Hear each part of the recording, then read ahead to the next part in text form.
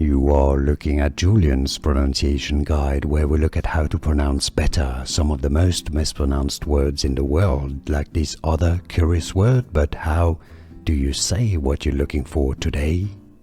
We are looking at how to pronounce these words and more confusing vocabulary, many mispronounced in English, so stay tuned to the channel to learn more.